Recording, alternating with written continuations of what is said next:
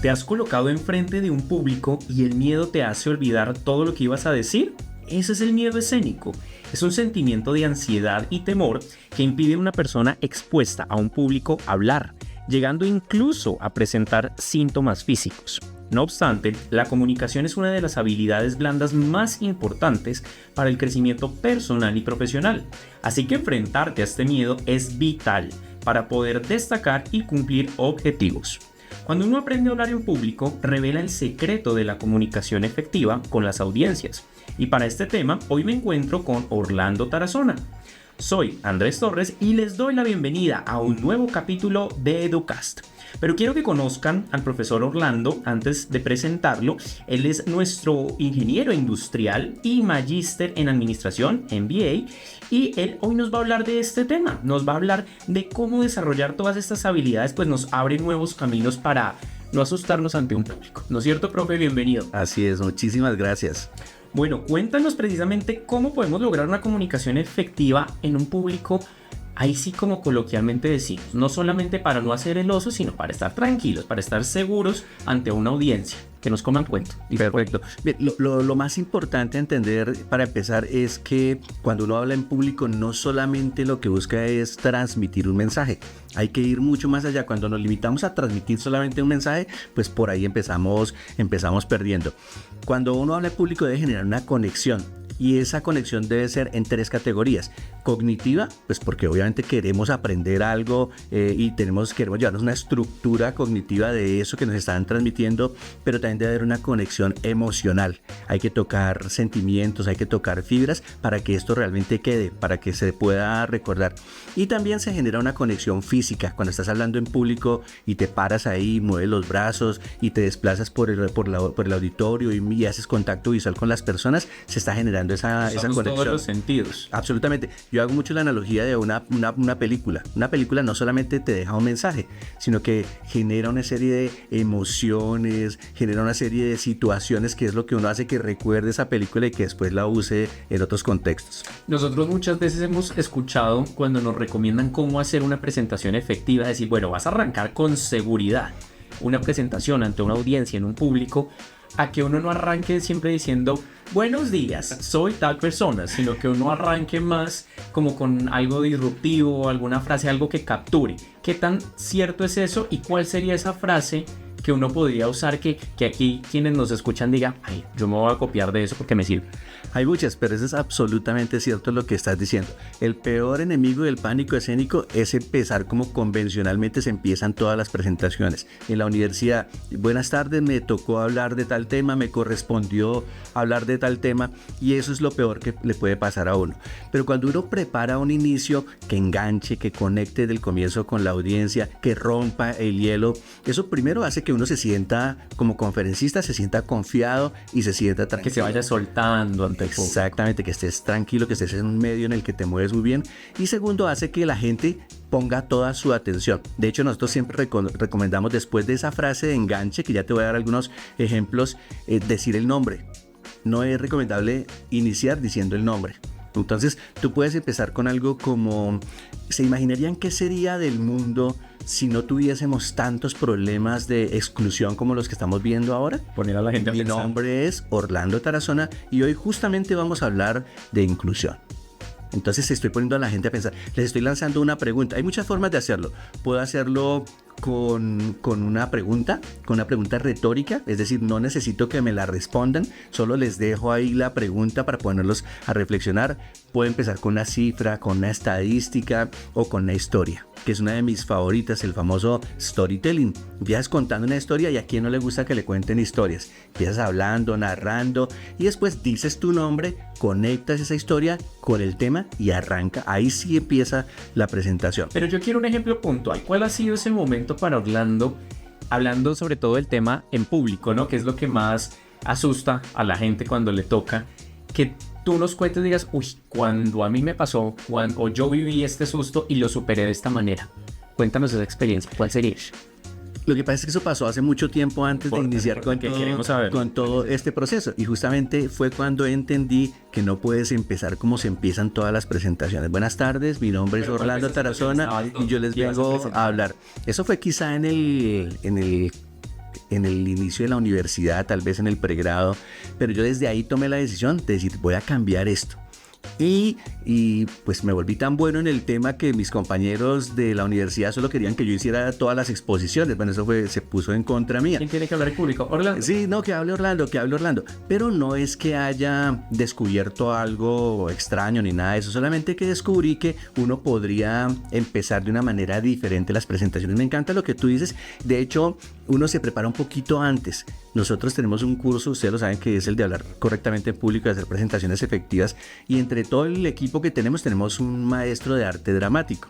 Y él nos enseña que el conferencista asume el rol como el de un actor.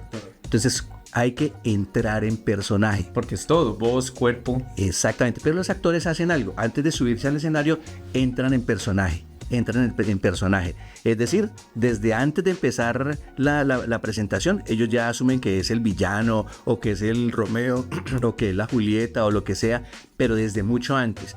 Entonces, ¿qué hace la gente antes de empezar una presentación? Empieza a rumiar en su cabeza, me voy a poner nervioso, me va a temblar la voz, se me va a olvidar lo que voy a decir, y empieza una serie de ideas que se vuelven enemigas del conferencista. Pero si tú entras en personaje y de hecho visualizas a la gente poniéndote atención, a la gente divirtiéndose con tu presentación, a la gente aplaudiéndote, haciendo preguntas, esa imagen normalmente tiende a materializarte. Y si tienes ya preparado la forma como vas a empezar, porque eso es importante, tenerla clara desde el comienzo y saber que vas a empezar con la historia, con la estadística, o lo que quieras. Las cosas. Tienes, claro, hay una estructura. Estar preparado no es también llegar a improvisar, también tengo que estar preparado. Exactamente. Y bueno, ahí mencionabas un tema del público, decías de que la gente me va a prestar atención, de que ya yo visualice cuál va a ser esa reacción de la gente y qué es lo que yo espero en ellos. Ahora, si yo estoy ante un público, hablemos un auditorio grande, 500 personas para arriba, ¿cuáles son esas señales de alerta que yo debo tener en cuenta si en el público y decir, hey, tengo que cambiar acá la estructura, tengo que hacer algo porque la gente lo estoy viendo de X o Y manera?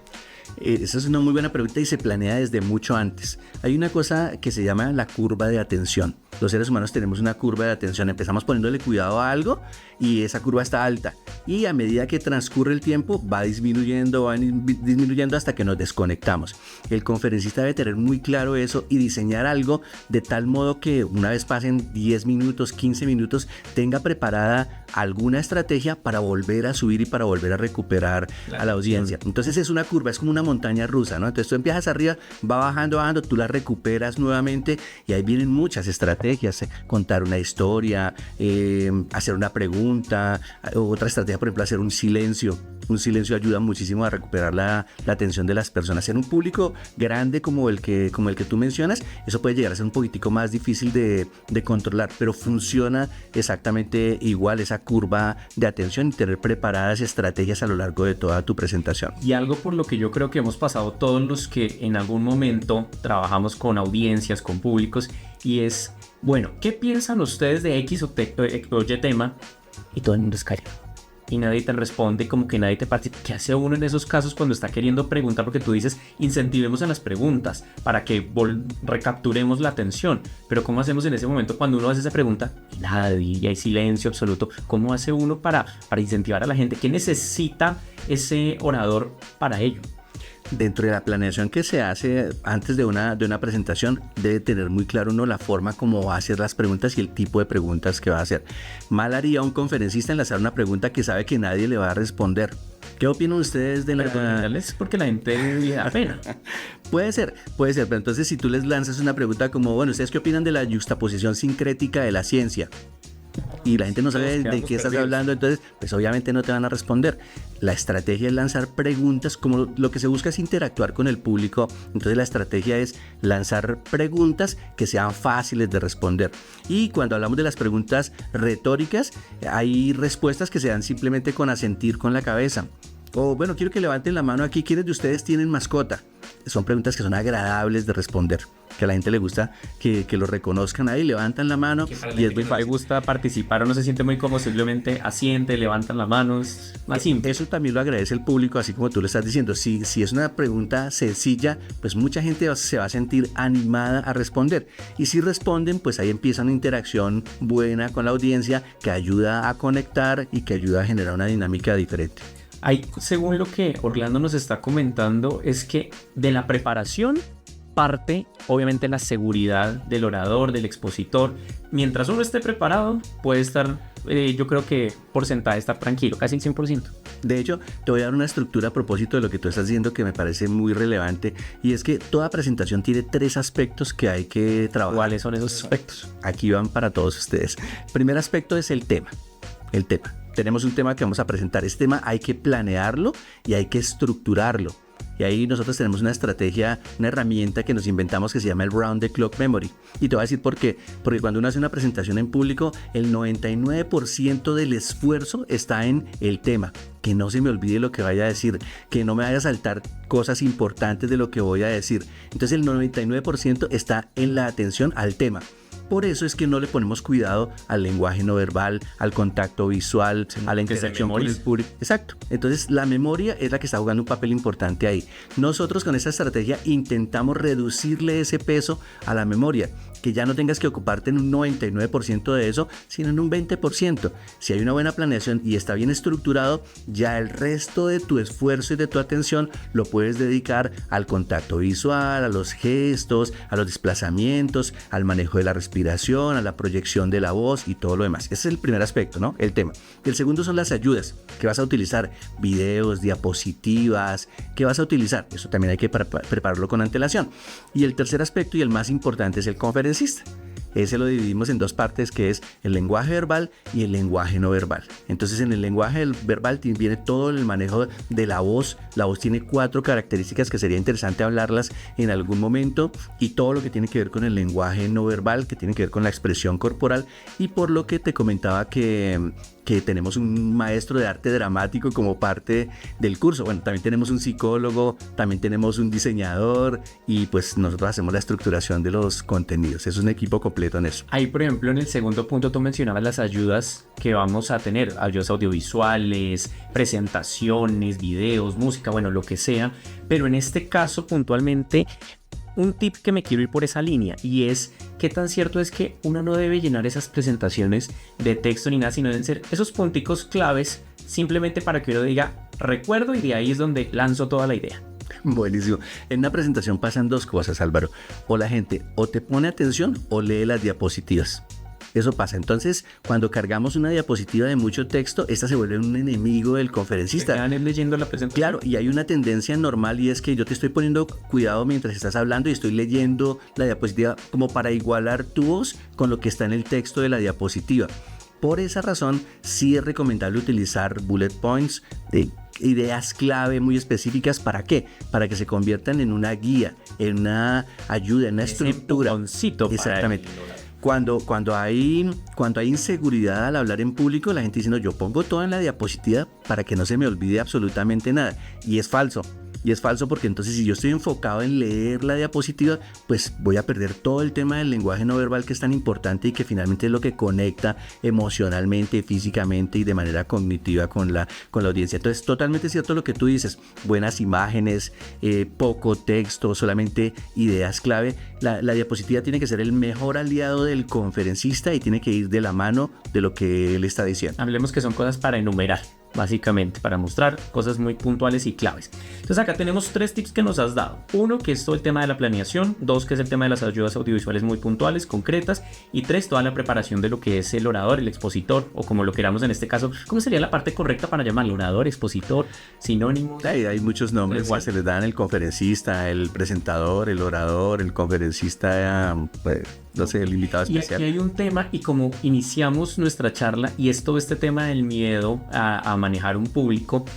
Y yo tengo una pregunta. Este tema lo podemos corregir para una persona que es supremamente nerviosa, que de pronto dicen, no, es que yo no puedo hablar en público, es que yo me pongo nervioso, es que me sudan las manos, es que me enredo, ahí sí como dicen, se me lengua la cava, literalmente como dicen, o esto tiene solución, o el que es nervioso y así se quedó.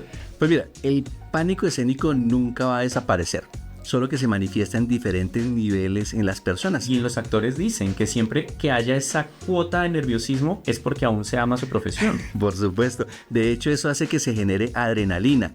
Pero esa adrenalina se tiene que canalizar y se tiene que reinterpretar, usarla como una energía para poder conectar con la audiencia. Y claro, esos casos que tú mencionas los hemos tenido.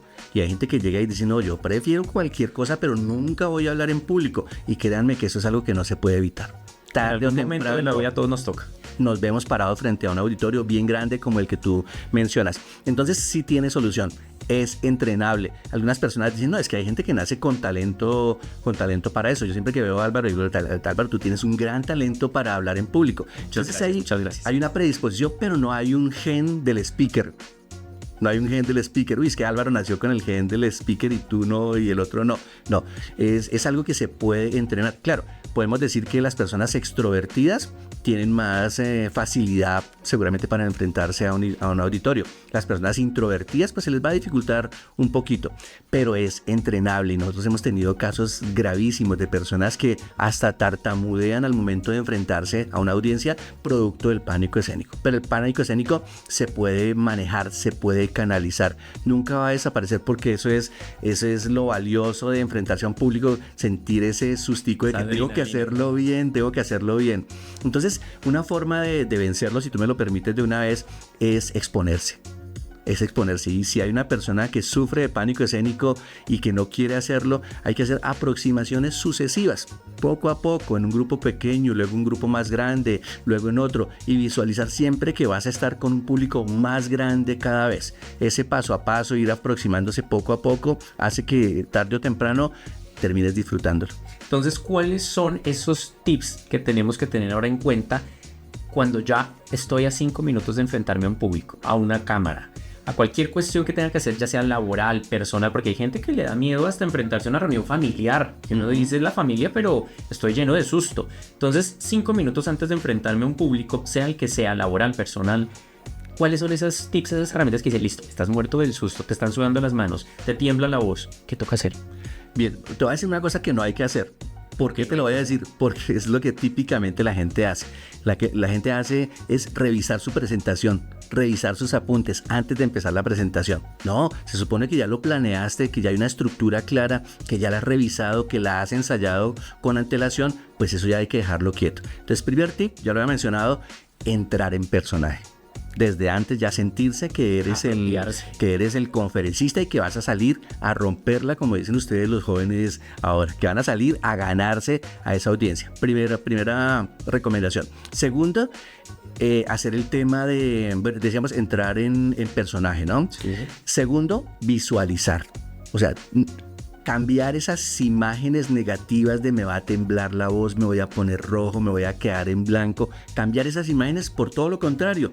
Visualizar al público aplaudiendo, sonriendo, haciendo preguntas, interactuando contigo. Esas imágenes tienden a materializarse. Y no es que esto sea como magia ni nada de eso. Es la forma como disponemos nuestra mente para lo que nos vamos a enfrentar.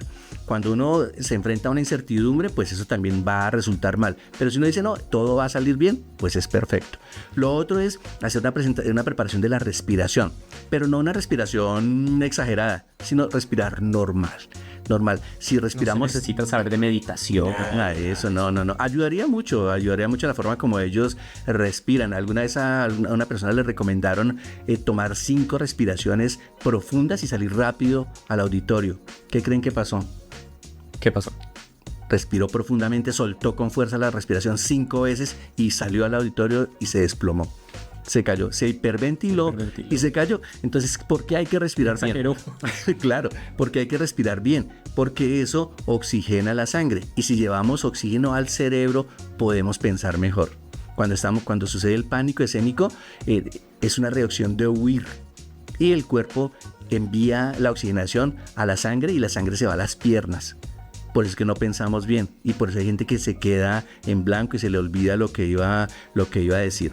Y hay una pose que llaman la pose del superhéroe. Entonces, pararse firme. ¿Han visto la Mujer Maravilla, no? Sí, sí. Y Superman y todos que se ponen las manos en la cintura. Exactamente. Esas manos aquí en la cintura, la espalda recta, el pecho hacia afuera, la mirada hacia el frente. Si está respirando tranquilamente, da una confianza absoluta. Muchos conferencistas la utilizan, da mucha seguridad.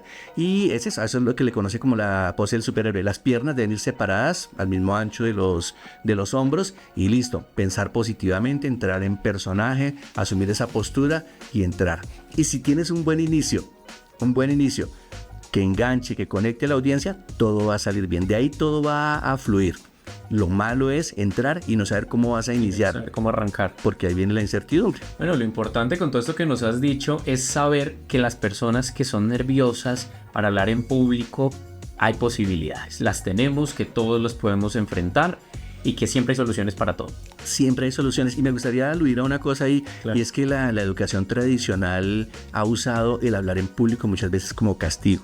Entonces, ¿quién no se portó alguna vez mal en el colegio? Y le dijeron ahí, el jovencito se para al frente y ahora va a exponer. Entonces lo tomamos como un castigo.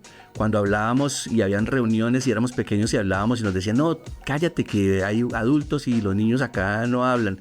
Entonces fueron usando como castigo el hablar en público y hay que romper también con eso. Pero sí, totalmente hay solución. Recuerdo, excelente ese último apunte con el profesor Orlando, al que agradecemos muchísimo hoy ser partícipe también de nuestro capítulo en Educast, el podcast de educación continua de la Universidad El Bosque. Podemos así concluir entonces que la habilidad de hablar en público pues no está solo vinculada a profesionales de áreas sociales, que todos debemos desarrollar pues estas habilidades para lograr mantener una comunicación efectiva y no solo aportar a temas profesionales, sino también pues mejorar muchos temas a nivel personal, como bien lo mencionamos en el último apunte. Muchísimas gracias, Orlando, por ser partícipe de este espacio. Encantadísimo, gracias por haberme invitado. Y un último mensaje, recuerden que no se trata de hablar en público. Cualquiera puede hablar en público si tiene el don de la voz. Se trata de causar impacto positivo cuando hablamos en público. Y llevar un buen mensaje. Así es. Perfecto. Recuerden que estamos en la tercera temporada de Educast, como les decía, el podcast de educación continua de la Universidad El Bosque, donde vamos a debatir, hablar y poner en la mesa, de la mano de expertos, los temas más relevantes e importantes del mercado y el sector laboral. Recuerden seguirnos en nuestras redes sociales como @uelbosque.educon. Allí encontrarán la información más actualizada en cursos y diplomados de la División de Educación Continua de la Universidad El Bosque. Soy Álvaro Andrés Torres y nos volvemos a encontrar en el siguiente capítulo de Educast.